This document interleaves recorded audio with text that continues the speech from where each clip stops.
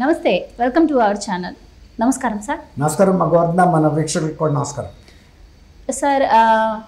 ఎట్టకేలకు పోలింగ్ అయితే ముగిసింది. కౌంటింగ్ డే కోసం రెండు పార్టీలు అలాగే ఆంధ్రప్రదేశ్ ప్రజలు కూడా ఎంతో ఉత్కంఠగా ఎదురు చూస్తున్నారు. అందులోనూ కూడా ఎగ్జిట్ పోల్స్ కోసం రెండు తెలుగు రాష్ట్రాలు కావచ్చు, రెండు పార్టీలు కావచ్చు ఎప్పుడు వస్తాయా అని చెప్పి మొదటిసారి ఎదురు చూస్తున్న పరిస్థితి. ఎందుకంటారు ఇంత ఉత్కంఠ పెరగడానికి కారణం ఏంటంటారు? అంటే ఇప్పుడు తెలంగాణలో ఉందనుకోండి, ఓన్లీ పార్లమెంట్ ఎలక్షన్ జరిగినాయి. వాళ్ళ అసెంబ్లీకి సంబంధించిన టెన్షన్ 2023లోనే తీరిపోయింది. ఒక పార్టీ మార్పు కోరుకున్నారు, గెలిచేసింది. కానీ పెద్ద లోక్సభ ఎలక్షన్ల మీద జనాలకు పెద్ద ఇంట్రెస్ట్ ఉండదమ్మా. ఇప్పుడు ఆంధ్రప్రదేశ్లో మరీ ముఖ్యంగా గత 5 ఏళ్ల నుంచి వైఎస్ఆర్సీపీ ప్రభుత్వం చేస్తున్న ప్రజా వ్యతిరేకత విధానం కానివ్వండి, ప్రతిపక్షాల మీద చేస్తున్న దౌర్జన్యం కానివ్వండి, అక్కడ జరుగుతున్న అవినీతి కానివ్వండి, ఏకపక్ష పాలన, తర్వాత ప్రజల మీద జరుగుతున్న దాష్టికం, ఇవన్నీ కూడా చాలా టెన్షన్గా క్రియేట్ అయినాయి అక్కడ. అందుకని ఇప్పుడు మన ప్రజాస్వామ్యంలో రీకాల్ సిస్టమ్ లేదు. గత కొన్ని యూరప్ దేశాల్లో రీకాల్ సిస్టమ్ అనేది ఉంది. ఆ రీకాల్ సిస్టమ్ వలన ఏంటంటే ఎవరైనా తప్పు జరిగినా కూడా ఎన్నికల్లో వితిన్ 1-2 ఇయర్స్లో కూడా రీకాల్ చేసి గవర్నమెంట్ వచ్చేసుకునే అవకాశం ఉంది. కానీ మన ఇండియాలో ఆ పరిస్థితి లేదు. పెద్ద ప్రజాస్వామ్యం, ఎక్కువ మంది ఓటర్లు ఉన్నారు. అదే స్విట్జర్లాండ్ లాంటి కంట్రీస్లో, లేకపోతే లండన్, బ్రిటన్ లాంటి కంట్రీస్లో చిన్న కాన్స్టిట్యున్సీస్ ఉంటాయి, ఓటర్స్ నంబర్ తక్కువ. ఇక్కడ అట్లా కాదు, మనది చాలా పెద్ద populated country, one of the biggest democratic country. అందువల్ల మన 5 ఏళ్ల నుంచి ప్రజలందరూ ఎదురు చూస్తున్నారు చేసిన తప్పుని సరి చేసుకోవాలి అని. చేసిన తప్పు కూడా వాళ్ళకి ఎక్కువ రోజుల తర్వాత తెలవలా, వెంటనే తెలిసింది. 2వ రోజుకే తెలిసిపోయింది. మనం ఒక ప్రభుత్వాన్ని, ఒక తిక్కల ప్రభుత్వాన్ని ఎన్నుకున్నాము, ఇది సరైన నిర్ణయం చేయట్లేదు, ప్రజల ఆస్తులను కూడా కూలగొట్టేస్తుంది, ప్రజలకు సంబంధించిన వస్తువుల్ని, మౌలిక సదుపాయాలను కూడా కూలగొడుతుంది. ఏదైనా మంచి ప్రభుత్వం అయితే చేయదు కదా. ఇప్పుడు ఎవడన్నా ఇంటి యజమాని ఆడింటిని వాడు కూల్చుకుంటాడా? లేదు. ప్రభుత్వం అలా చేసింది. దాంతో ప్రజలకు అర్థమైంది. పోనీ అట్లానే దీన్ని వ్యతిరేకిస్తామా? తుపాకులతో కాల్చి చంపే ప్రభుత్వం. అంటే ప్రభుత్వానికి అధికారం అట్లా ఇచ్చారు వీళ్ళు. ఇప్పుడు వీళ్ళు వెళ్ళి కనుక మేము ధర్నా చేస్తాం, మేము ఏదో చేస్తామంటే తుపాకులతో కాలుస్తారు. ప్రభుత్వ నిర్ణయం మీది అయిపోయింది. ఎప్పుడైతే మీరు ఓటేశారో నమ్మి ఆ రోజు మీ బాధ్యత తీరిపోయింది. ఇక ప్రభుత్వాన్ని మీరు వ్యతిరేకించే దశ లేదు. మళ్ళీ ఇప్పుడుకి వచ్చింది. మే 13th వేశారు. ఇప్పుడు ఆ ఫలితం కోసం ఎదురు చూస్తున్నారు. అయితే ఇప్పుడు మే 1st నుంచి ఎగ్జిట్ పోల్స్ రిజల్ట్స్ చర్చించుకోవచ్చు. జూన్ 1st నుంచి ఆయా ప్రీ పోల్స్ ఎలా ఉన్నాయో ఎగ్జిట్ పోల్స్ కూడా ఇంచుమించుగా అంతే ఉంటాయి. 1-2% వేరియేషన్ ఉంటుంది. కానీ ఎగ్జిట్ పోల్స్లో కూడా అప్పుడు ఎలాంటి ఫలితాలు వచ్చినా అంతే ఉంటుంది. సీట్లు కొన్ని అటు ఇటు మారచ్చు ఇంకా ఎగ్జాక్ట్గా. ఎగ్జిట్ పోల్స్ ఏంటంటే ఓటు వేసిన తర్వాత తీసుకునే శాంపుల్స్, ఇదంతా సర్వే. కాబట్టి అంతకుముందు వాళ్ళు ఏం చెప్పారో దానికి చిన్నపాటి వేరియేషన్స్ ఉంటాయి, కానీ తీవ్రమైన మార్పులు చేర్పులు అయితే ఉండే అవకాశం లేదు. ఈ ఆంధ్రప్రదేశ్లో ఇంకా స్పష్టంగా చెప్పాలంటే ప్రజలు ఎక్కడ అడిగినా కూడా ఒకటే చెబుతున్నారు, మేము ఈ ప్రభుత్వాన్ని కోరుకోవట్లేదు, ఇలాంటి ప్రభుత్వం భవిష్యత్తులో కూడా రావద్దు, చేసిన తప్పు ఇంకా చేయకూడదు.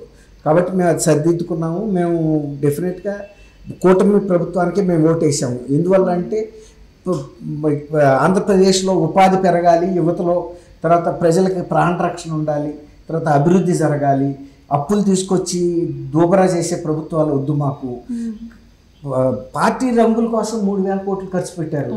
ప్రజలు ఎంత కష్టపడి కట్టే ట్యాక్సులు, తర్వాత పన్నులు విపరీతంగా పెంచుతున్నారు, విద్యుత్ ఛార్జీలు పెంచుతున్నారు, అన్ని రకాల ఆర్టీసీ ఛార్జీలు పెంచారు. ఏది పెంచలేదు. అట్లా ప్రభుత్వం దీనికి ఒక అవగాహన లేదు, ఒక పరిపక్వత లేదు, దుందుడుగ్గా వ్యవహరిస్తున్నారు. ప్రజలను కూడా కించపరిచే విధంగా వాళ్ళని పోలీసులతో దౌర్జన్యాలు చేయించడం, స్టేషన్లకు పిలిపించడం, బెదిరించడం, ఎంతోమంది ఆత్మహత్యలు చేసుకోవటం, స్థానిక ఎన్నికలను కానీ వాటి అన్నింటినీ కూడా ఒక అవహేళన చేశారు వీళ్ళు. అంటే ఇప్పుడు పైకి ఎంత గాంభీర్యంగా మాటలు చెప్తున్నా కూడా ఇప్పటికే లోపల అర్థమైపోయింది. దానికి తగ్గట్టుగానే వైసీపీ శ్రేణులను కూడా సమాయత్తం చేస్తుంది. అంటే ఆ ఓటమిని జీర్ణించుకోవడం కోసం వైసీపీ అని చెప్పి వార్తలు వస్తున్నాయి సార్. ఏమంటారు? ఖచ్చితంగా సజ్జల రామకృష్ణారెడ్డి గారు స్పష్టంగా చెప్పాడు, మేము రాజకీయ నాయకులు రకరకాల మాటలు చెప్తాము, రేపు 9వ తారీఖున జగన్మోహన్ రెడ్డి అక్కడ ప్రమాణ స్వీకారం చేస్తాడని, ఆ రోజే మంత్రివర్గం ప్రకటిస్తామని, ఇన్ని లేకపోతే పలానా ఫైల్ మీద సంతకం పెడతామని, ఇదంతా బిల్డప్ బాబాయ్ మాటలే. అందుకే ఆయన ఏం చెప్పాడంటే, ఒకవేళ కనుక ఇది నమ్మి రేపు కార్యకర్తలు కనుక ఎవరన్నా బెట్టింగులు కాసి దెబ్బతిరిపోయి ఇళ్ల ముందుకు వచ్చి వీళ్ళని సాగుపడతారు. డబ్బులు పోగొట్టుకుని ఈ పార్టీని నమ్మి ఊళ్ళల్లో రాజకీయానికి తెగబడ్డారు. తెగబడిన తర్వాత వాళ్ళ అధికారం పోయిన తర్వాత ఆ ఊళ్ళో ఏం చేయగలుగుతారు వాళ్ళు? జగన్మోహన్ రెడ్డి రాష్ట్రంలో ఎలా దుర్వినియోగం చేశాడు, ఊళ్ళల్లో కార్యకర్తలు కూడా అలాగే దుర్వినియోగం చేశారు. మాకు ఎదురు లేదు, 30 ఏళ్ల పాటు మేమే పరిపాలిస్తామని. గతంలో ఎప్పుడు కూడా ఏ రాజకీయ పార్టీ కార్యకర్తలు కూడా ప్రజలతో మమేకం అయ్యి సౌమ్యంగా ఉండేవాళ్ళు, కానీ ఇలా ఒక రాజుల్లాగా వీళ్ళు ఒక నియంత్రణలాగా ప్రవర్తించారు. ఇప్పుడు వాళ్ళకి ఊళ్ళో ఎట్టా మనుగడ సాగించాలో తెలియదు కదా. దానితో ఈ బెట్టింగ్ కూడా కాస్త నష్టపడితే ఇంకా తీవ్రం అవుతుంది ప్రమాదం అని ఆయన చెప్పాడు. మీరు మా మాటలు నమ్మి బెట్టింగ్లు కాయొద్దు అన్నాడంటే ఈ పార్టీ మేము ఊరికే పై మాటగా చెబుతున్నాము, మేకపోతే గంభీర్యంతో, కాబట్టి గెలవదని ఆయన ఒప్పుకున్నట్టు. ఆయన ముఖం చూస్తేనే అర్థమైపోయిందమ్మా. నిన్న నాకు ఆయన చిరకాలంగా తెలుసు, 79 నుంచి మేమిద్దరం సహోద్యోగులు, ఒకేసారి సెలెక్ట్ అయ్యి ఒకసారి ట్రైనింగ్ అయ్యి ఒకసారి పనిచేసిన వాళ్ళం. ఆయన ఫేస్ చూడంగానే నిన్న అర్థమైపోయి తీవ్ర ఆందోళనలో ఉన్నాడు. నాకు అది చూస్తే లిబియా అధ్యక్షుడు కల్నల్ గడాఫీ గుర్తొచ్చాడు. కల్నల్ గడాఫీని చేతులతో కొట్టి చంపారు ప్రజలు.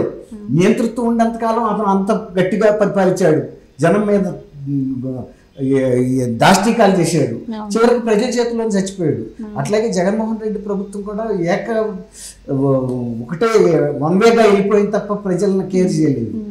అంతకుముందు ఆయన ఎంత గంభీరంగా కూర్చుని అమరావతి రైతుల్ని ఎంత హీనంగా మాట్లాడారమ్మా. ఆ పాప ఊరికే పోద్దా, ఉసురు ఊరికే పోద్దా, మహిళా రైతులు చేస్తున్న ఉద్యమాలని 5 ఏళ్ళు చేశారు వీళ్ళు. అవి ఎంత అరాచకపు మాటలు మాట్లాడాడు. అవి పోదమ్మా ఆ బాధలు, ఆ ఉసురు. నిన్న ఒక అనామకులను పక్కన పెట్టుకుని మాట్లాడాడు. అక్కడే మనకు తెలిసిపోయింది. ఇప్పుడు లిబియా అధ్యక్షుడు రాజ ప్యాలెస్లో నుంచి జనం మధ్యలోకి వచ్చి రోడ్ల మీద దెబ్బతిన్నప్పుడు సీనే గుర్తొచ్చింది నిన్న ఆయన పరిస్థితి చూస్తే. ఆ తర్వాత అతను చంపేశారు, చేతులతో కొట్టి చంపి కోడిపిల్లని ఇసినట్టు ఇసిరేశారు దిశమలతో. ఎవరైనా ఇట్లా నియంత్రితంగాను తర్వాత ఈ అధికార మదంతో వ్యవహరించిన వాళ్ళు దానికి అక్కడే మూల్యం చెల్లించాలి. ఏ గడ్డ మీద అయితే వాళ్ళ అధికారాన్ని మతాన్ని చూపించారో ఆ గడ్డ మీదే వాళ్ళ పరాభవాలు ఆ ప్రజల చేత ఎదుర్కొనే వెళ్తారు. Right sir, thank you sir. Thank you అమ్మా గోవర్ధన, మన వీక్షకులు కూడా.